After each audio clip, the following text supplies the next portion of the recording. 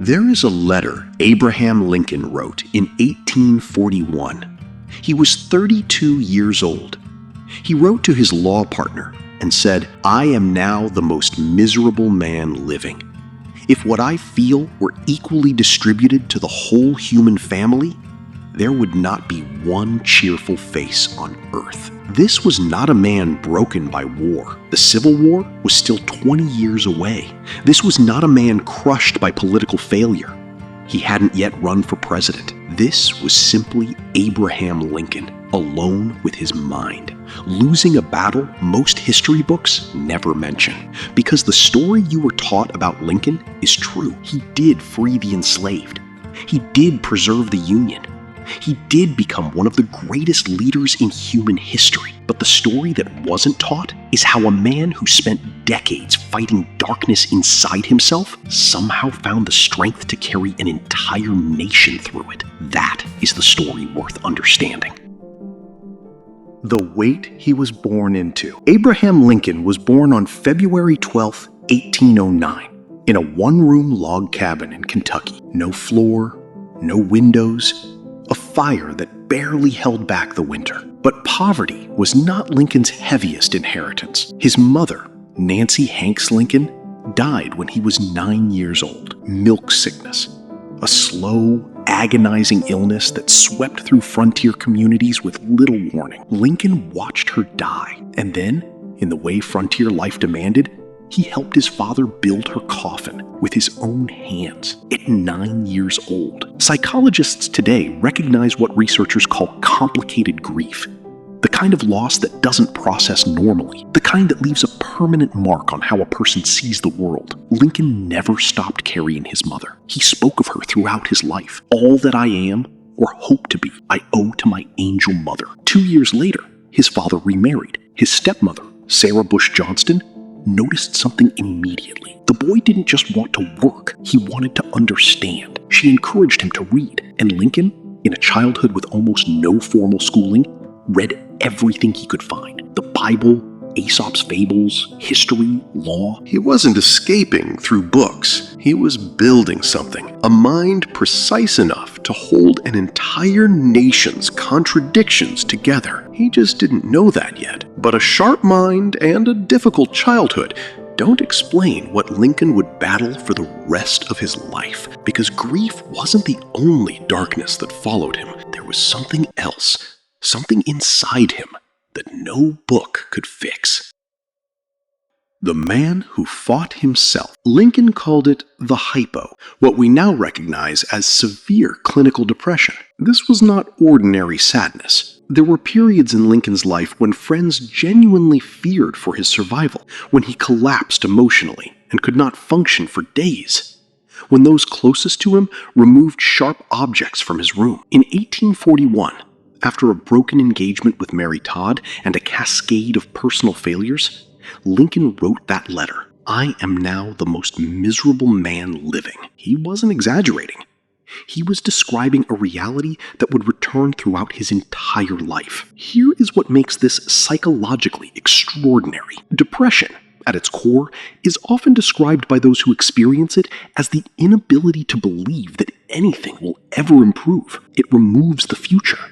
It makes the present feel permanent. And yet Lincoln, a man who experienced this, somehow maintained a long-term vision for the country that outlasted every setback, every defeat, every personal collapse. How? Historians and psychologists who have studied Lincoln closely point to something remarkable. He didn't fight his depression by denying it. He didn't perform strength. He acknowledged the weight, and then he kept moving anyway. He developed what psychologists call melancholic wisdom, the capacity that people who have lived close to darkness sometimes develop, a deeper understanding of suffering, a sharper sense of what actually matters, and a refusal to be fooled by easy answers. Lincoln's pain didn't destroy his empathy, it expanded it, and in a few years, he would need every ounce of it. But before Lincoln could lead a nation, he had to survive something most ambitious men never recover from. Not one failure, not two, a pattern of failure so consistent that almost everyone around him eventually stopped expecting him to succeed. The education of defeat. Lincoln's business failed in 1831. He lost a race for the Illinois state legislature in 1832. His second business collapsed in 1833, leaving him in debt for the next 17 years. He lost a bid for Illinois state legislature speaker in 1838. He lost a race for Congress in 1843. He lost again in 1848. He lost a Senate race in 1854. He lost a vice presidential nomination in 1856. He lost another Senate race in 1858. Let that list sit for a moment. 27 years of attempting and failing. 27 years before he won the presidency in 1860. Most people frame this as a story of persistence, but persistence alone doesn't explain Lincoln. Plenty of stubborn people fail repeatedly and learn nothing. What Lincoln was doing was something different. He was studying. Every courtroom he argued in taught him how people think. Every campaign he lost taught him how communities feel. Every debate sharpened a communication style so precise that his words still carry weight 160 years later. His famous debates with Senator Stephen Douglas in 1858 are remembered as a political masterclass. Lincoln lost that Senate race, but the ideas he articulated about the impossibility of a nation existing permanently half free and half enslaved reached millions of Americans for the first time. He lost the battle. He planted the seed. 2 years later, those same Americans elected him president. Defeat for Lincoln was not the opposite of progress. It was the mechanism of it. In 1860, Lincoln won the presidency, but if he believed reaching the top would bring relief, he was about to discover something no amount of failure had prepared him for.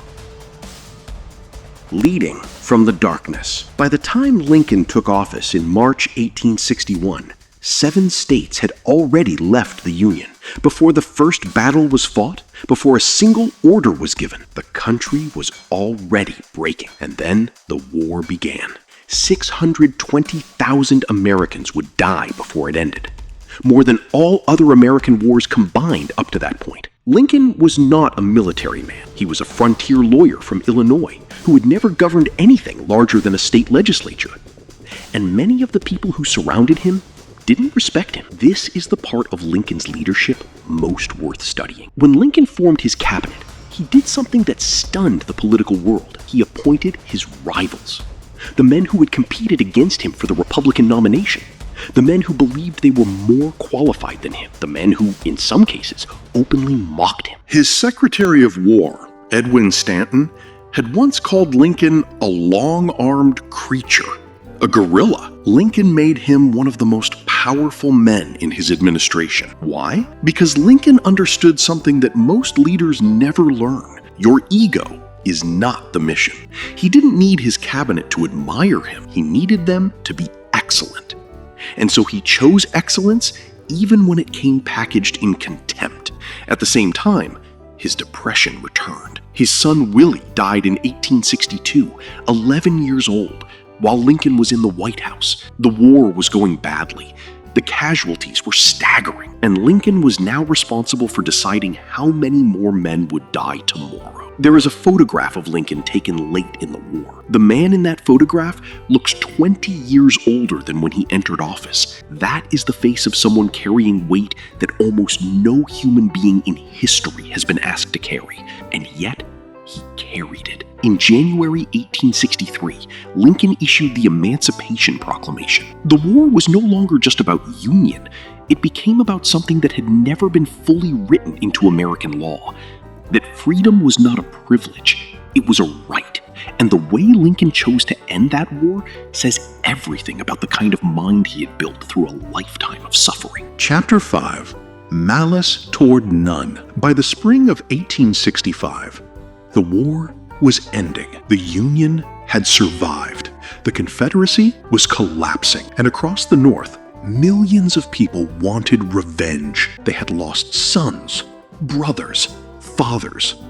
4 years of blood demanded something in return. Lincoln refused.